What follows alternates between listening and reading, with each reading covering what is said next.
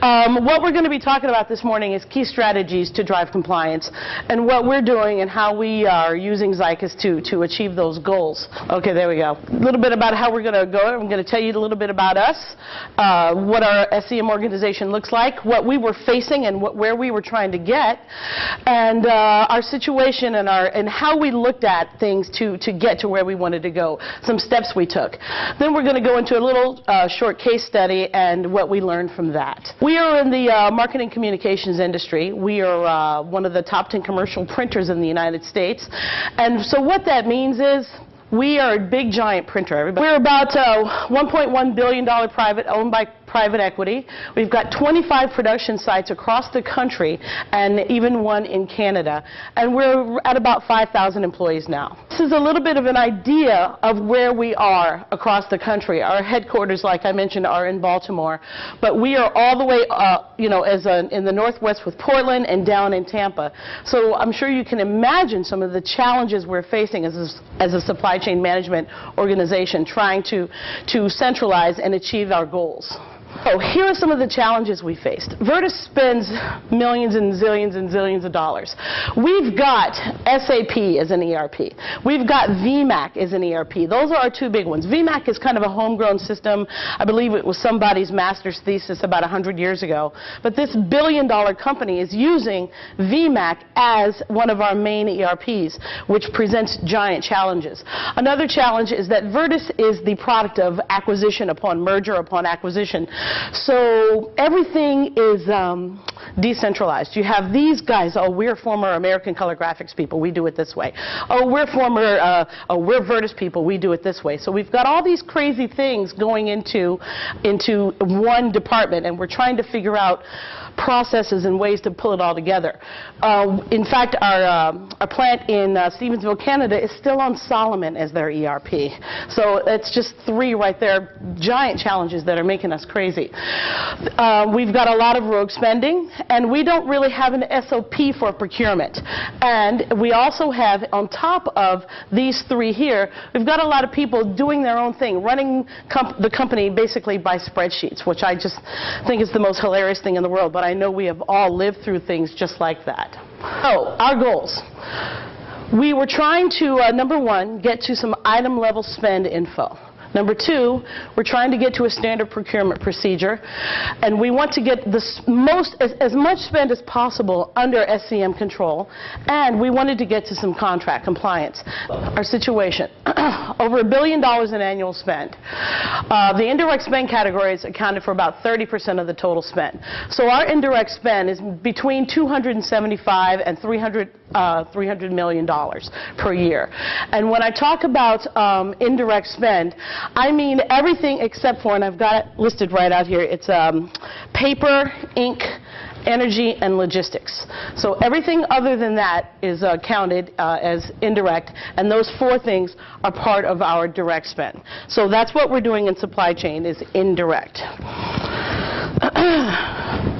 So supply chain is only controlling some of the direct material spend. So that stuff wasn't broken. Paper wasn't broken. We didn't try to fix it. Here's what we were doing. The cost-saving tactics that we were going through were non-collaborative. And by that I mean, and I heard somebody say this the other day, we weren't having conversations on how the contracts would benefit our plants. You saw the 25 plants across the country, but we would implement a contract and a savings program, and that the people at the plants, the people in Tampa and Portland and Columbus, were not seeing those savings in their bottom line. So when we said, hey, supply chain can save you this much money, they hollered, no, you're not. We're not seeing it. It's not on our P&L. It's on somebody else's P&L. So they were just, they thought we were crying wolf and full of it, to be quite honest with you. So we had to find a way to get rid of that heavy reliance on the corporate rebates that were not benefiting the people out in the field, the people that we needed to help us achieve our goals. One of the other challenge was, and this was before I came along, so my boss had to tell me what in the world this was.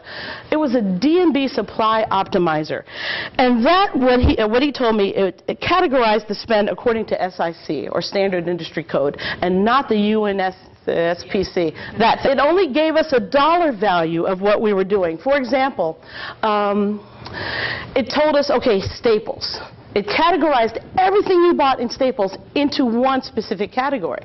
But as we all know, Staples sells office supplies, Staples sells furniture, Staples also sells coffee and paper plates and stuff. So those are 4 separate and distinct categories that were thrown into one bucket that we were not able to get any decent information out of. And as you're going to see, one of the things I'm going to stress here is that the decent information is what is going to get you to where you want to go. We did. We implemented the UNSPSC categorization in 2007. The problem was it was taking a long time to get to our spend analysis results. We were using the D&B supply optimizer, and then we went to Katera. But the problem with Katera is, and I hope there aren't any Katera people in here, it was just taking forever. Crystal, how long once we? Always a quarter behind. A quarter behind. The spend analysis was very unreliable because of the poor quality data. As you all know, garbage in, garbage out. So if you're putting in all that junk and you're getting back junk, and it's just going to hurt you in the long run. So what we did was we joined a group purchasing organization called Corporate United. Any corporate that we did was we increased our staff. When I joined the company nearly 3 years ago, we had about well, my boss started with 2, and when I joined the company, we were at 9. My boss was able to grow that department and identify and put bodies into areas that needed some serious attention for Vertis. And then we also started trying to get some synergy savings here. We had multiple plants buying the same items, and we were trying to say, hey guys, stop thinking just about Columbus or Portland or Charlotte. And that is just painful to get people to understand and think of themselves as one big company instead of just one small plant. So what we did was we improved our SEM involvement with the local management to get there. We had site visits to the plants. You have to get in there and get in the weeds and get to the people. And little by little, the people started actually joining and understanding where we were trying to get, and stopped fighting us. We also created 3 regional supply chain manager positions. So their job was to get out there. Okay, you're in charge of the West, you're in charge of the East, and you're in charge of Central. And those guys actually liaised between corporate supply chain and the plants to be more of a present face and not just me in Baltimore over the phone. We realized that we are going to need some pretty cool tools to get us to where we wanted to go. So for spend analysis, we became Zycus customers. What we're using right now is iContract and iAnalyze. iContract helps us manage our contracts. It's quite simple. You take a contract, you feed it in, and then it tells you, if you put the right data in, when it expires. Okay, Monica, this contract is up in a year, you might want to start thinking about it. It also tells us how much it is and who's in charge of it, and for just key information about the contract itself. iContract also has some templates that you can use to create contracts. You're not just actually feeding them in. So we're using a combination of both of those. But the main thing that we're doing with Zycus is using their iAnalyze tool, where we take all of our data from SAP, from VMAC, from Amex, because we're heavy P card users, and from Solomon, and we're just uploading it into their system, and they're churning it and doing stuff with it and running their algorithms and giving it back to us in those codes we talked about before. Now, I was in a session yesterday where the lady said, getting that categorization perfect is painful, and she didn't lie. But you have to take that work to get it in. But the cool thing about it is that if you say to the guys at Zycus, oh, no, this is wrong. I know it's categorized this way, but it really should be this. Well, it learns. Next quarter, it will put it where you told it to go. So that's very cool, but again, very complex and detailed. It's basically, they made me some steps here with our path to success. The right taxonomy, which we talked about, accurate categorization, capturing our spend data, data currency. And I asked my boss, what does data currency mean? What are you talking about? And he said, yeah, I'm sorry about that. He said that the data has to be current and relevant. It's critical to get the data, everything back ASAP. So as she said with Katera, we were always a quarter behind. We had no idea what we needed to do to move forward without seeing what we did already. So using the Zycus tool now, we're just maybe weeks instead of 3 months. And it has worked out so marvelously for us. Which, you know, let's see. Okay, there. That gave us our timely turnaround of spend analysis. It was easy to use, cheap, which you know, gave us a pretty good ROI. We used to I'm going to breeze through them pretty quickly, but basically the attempt here is to show you how the Zycus tool gave us what we need to make us successful. So we take that data and we say, hey, Jody, you're in charge of office supplies. Hey, Monica, you're in charge of IT. So we pull out all the IT stuff, and I start looking at it. I'm like, why are we buying stuff from CDW and Tiger Direct and PC Mall? And by doing that, I am able to take that data, that national contract, which we have with Zycus. This is not our data, but for the people who are not Zycus customers. We just wanted to show you some of the capability of what the iAnalyze module could do for you. You can add that opportunity to a list of your opportunities and then make a decision of, you know, what's prioritized. What do I really care about? Do I care about here? That's just another way that, you know, gives you the information that you need to review the pool of opportunities. So these are just some of the cool things that we found in Zycus that help us get to where we want to go. So, safety supplies. Vertis annual spend is about $400,000 a year. All the purchases were decentralized. We didn't have any minimum safety standards. We had multiple suppliers, and we didn't have any volume discounts for our aggregated spend. So what we did was we identified a company that we wanted to use, Choctaw Call. We shared the Vertis locations and contacts with the Choctaw Call reps. We sent an announcement to all the requisitioners, everybody in every plant buying safety supplies. Hey, Choctaw Call's the new company. Here's who we're going to use. We also sent it to their... Oh, they did that to me twice. And then we said, hey, Choctaw, go forth and preach the gospel into the plants. And what we did was we worked with the guys at Choctaw to develop our monthly spend and our cost savings template. And sometimes I've seen these things. I mean, safety supplies is not my personal category, but it gets down to the nitty-gritty level of, okay, this month you bought 10 pairs of safety glasses at $2 each. Last month you were buying 10 pairs of safety glasses at the higher price of $2.50 each. So the difference there is your savings. And here, hey plants, this is your money. This is where it's going to your direct P&L, directly to your bottom line. And by doing that, we were able to wake them up and start getting those guys on our side. And for the people who weren't using Choctaw Call, we were using the Zycus tool to identify where they were spending their money on safety glasses. Why are you guys buying safety glasses from these other guys? Look over here at this contract. It's a lot less. It works for you. The shipping's free, et cetera, et cetera, et cetera. And get those guys on board. We solicited feedback and we engaged the suppliers. You know, if the guy never calls me back. And so, why aren't you calling those guys back? And by doing, and it just little by little, we basically had to love them to death and get them to where we wanted them. We also visited the Vertis sites ourselves to once again show up. Say, here we are. Here's where we're trying to go. And as a last resort, we went up the ladder. Because people don't necessarily cooperate with you, as we all know, if you hammer them. You got to get them part of that decision. I've been hearing that over and over again these last few days.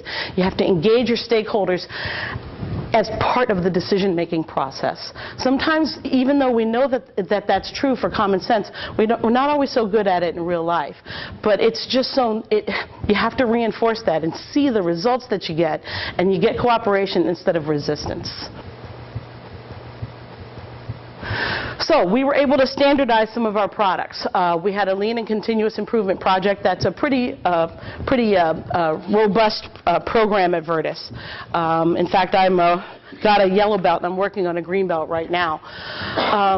So we got, once again, we got those guys involved and we said, okay, we're going to have an NRR of, I think it was 29, and NRR is noise reduction rating. And so because some places, they were saying, well, my earplugs are only 50 cents. That's because your noise reduction rating is like -0. That's why they're so cheap. So we had to standardize the product and say, okay, here's what we're going to make. Here's what we're going to accept no less than. And the safety guys in the plants were the ones who made that decision. I'm not the expert. I don't know. They had to tell me, or whoever that was at the time. The best value, according to the minimum safety standards, we had to have quality appropriate to the applications. So if you're in just an office, then you don't need an NRR of 29. You don't even need earplugs at all. So we didn't apply the same rules to everybody across the board. It had to make sense. So you set the rule and then you break it whenever you need to. That's a personal credo of mine. We also reduced the number of SKUs to manage, and we were able to share the inventory between our sites. So if everybody's using the same thing, it's just obvious, hey, you got any? I need some right now. And so that just makes perfect sense. So by doing that, we had the reduced costs, the lower prices, the lower inventory levels, and more inventory turns, making our plants and our supplier a lot more happy with us. So, results. Improved product quality and consistency. We had the anti-fog safety glasses with UV protection. A lot of people didn't have that already. Minimum of okay, I had it right at 29 on the earplugs. Some people were as low as like 10 and 15. It was that bad. We had more durable gloves. We had some top-rated cut resistance gloves for the people that are opening boxes and stuff like that. Because again, we're at these big, giant printing facilities.